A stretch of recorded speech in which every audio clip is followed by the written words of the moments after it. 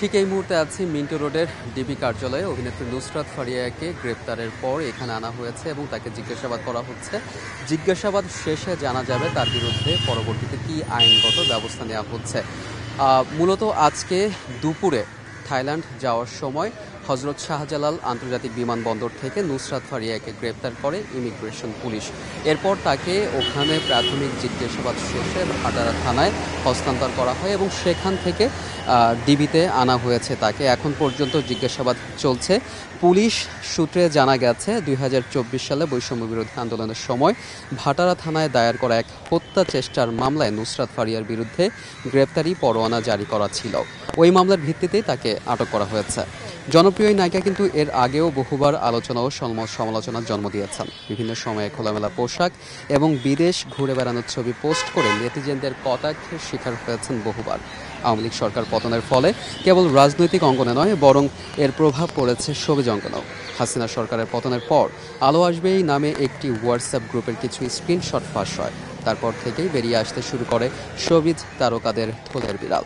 আবিষ্কৃত হয় বিভিন্ন রাজনৈতিক ব্যক্তিদের সঙ্গে সখ্যতা এবং সংশ্লিষ্টতার বিষয়টিও। সেই ধারাবাহিকতা বজায় রেখেই সামনে আসে অভিনেত্রী নুসরাত ফারিয়ার নাম। শুধু ফারিয়া নন, 2024 সালের বৈষম্য বিরোধী আন্দোলন চলাকালীন রাজধানীর ঢাকার ভাটারা থানাধীন এলাকায় হওয়া এক হত্যা চেষ্টা মামলায় আসামি করা হয়েছে অপু বিশ্বাস, আসনা হাবিব ভাবনা ও অভিনেতা জায়েদ খান সহ মোট 17 জনকে। মামলা সূত্রে আরও জানা যায়, সাবেক প্রধানমন্ত্রী ও আওয়ামী লীগ সভানেত্রী শেখ হাসিনা এবং তার সরকারের সংশ্লিষ্ট 283 জন এবং অজ্ঞাতনামা 300-400 জনের বিরুদ্ধে ঢাকার সিএমএম আদালতে মামলাটি করেছেন ইনামুল হক নামে এক ব্যক্তি। মামলায় বৈষম্য বিরোধী আন্দোলনের বিপক্ষে অবস্থান নিয়ে আওয়ামী লীগের অর্থ যোগানদাতা হিসেবে আসামি করা হয় ঢাকায় চলচ্চিত্রের এই অভিনেত্রী অর্থাৎ নুসরাত ফারিয়াকে। মামলায় আরও উল্লেখ করা হয়, এসব আসামিরা বৈষম্য বিরোধী ছাত্র আন্দোলন দমন করার জন্য বিপুল অর্থ যোগান দিয়েছেন। এ সময় আসামিদের ছোড়া গুলি বাদী এনামুল হকের ডান পায়ে লাগলে সঙ্গে সঙ্গে তিনি অজ্ঞান হয়ে রাস্তায় পড়ে যান। উল্লেখ্য, নুসরাত ফারিয়া 2015 সালে চলচ্চিত্রে অভিনয় শুরু করেন। এরপর থেকে তিনি বাংলাদেশ ও ভারতের কয়েকটি সিনেমায় কাজ করেছেন। এছাড়াও তিনি মডেলিং, উপস্থাপনা বেশ সক্রিয় ছিলেন। তাকে সবশেষ জিন 3 সিনেমায় দেখা গেছে। গেল ঈদে এই সিনেমাটি মুক্তি পেয়েছে। তবে 5ই আগস্টের পরে সবথেকে বেশি যেই সিনেমাটি নিয়ে সমালোচনার শিকার হয়েছেন নুসরাত ফারিয়া, সেটা হচ্ছে মুজিব একটি জাতির রূপকার।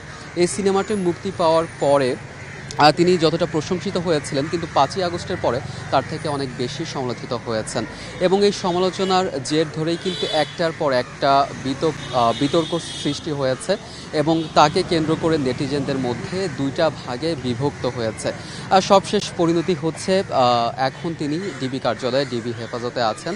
তাকে এখন পর্যন্ত জিজ্ঞাসাবাদ করা হচ্ছে। আসলে জিজ্ঞাসাবাদ শেষ না হওয়া পর্যন্ত আমরা গণমাধ্যম কর্মী যারা অপেক্ষা করছি, আসলে পরবর্তীতে কি আপডেট আসছে সেটি আমরা যেমন জানতে পারছি না, আপনাদেরকেও জানাতে পারছি না।